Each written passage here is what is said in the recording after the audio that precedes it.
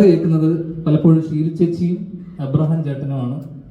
പക്ഷെ ലിസ്റ്റിൻ സ്റ്റീഫന്റെ ബാനറിൽ കഥ കേൾക്കുന്നതും ലിസ്റ്റിൻ സ്റ്റീഫൻ അല്ല. അത് ലിസ്റ്റിൻ സ്റ്റീഫൻ അല്ല.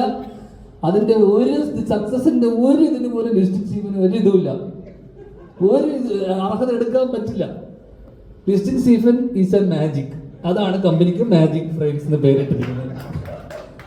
കാരണം ഈ കഴിഞ്ഞ ഏത് സിനിമയുടെ കഥ എന്ന് പറഞ്ഞ് അവസാനം ഇറങ്ങിയ സിനിമയുടെ 2 കഥകൾ ചോദിച്ചാൽ പോലും അദ്ദേഹത്തിന് അറിയില്ലായിരിക്കും. അതല്ല പാഷൻ പഠിക്കണമെങ്കിൽ അത് അബ മൂവീസ് നിന്ന് പഠിക്കണം. എനിക്കൊന്ന് ലിസ്റ്റിൻ സ്വന്തം സിനിമയെക്കാളും കൂടുതൽ കണ്ടിട്ടുണ്ടാവും. നമ്മുടെ രവീന്ദ്രനെ ഇവിടെ 2 തവണ ആയിട്ട് നമ്മൾ കാണിച്ചു.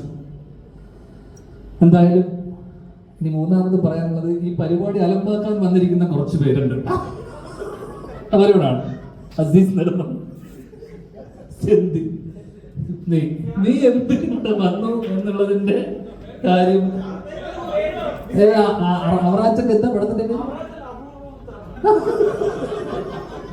അങ്ങനെ ഒരു പടം മുന്നേ ഇറങ്ങിപ്പോയില്ലേ, അപൂർവ പുത്രന്മാർ. അതും കൂടെ ഒന്ന് കണ്ടേക്കണം. കൂടൽ എന്ന് പറഞ്ഞ സൂപ്പർ ഹിറ്റിന് ശേഷം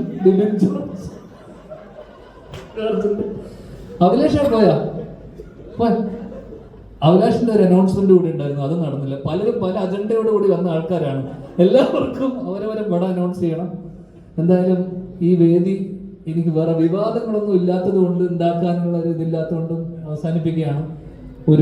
ഒരുപാട് സന്തോഷം ഈ സിനിമയുടെ ഭാഗമാകാൻ കഴിഞ്ഞതിൽ. Thank you.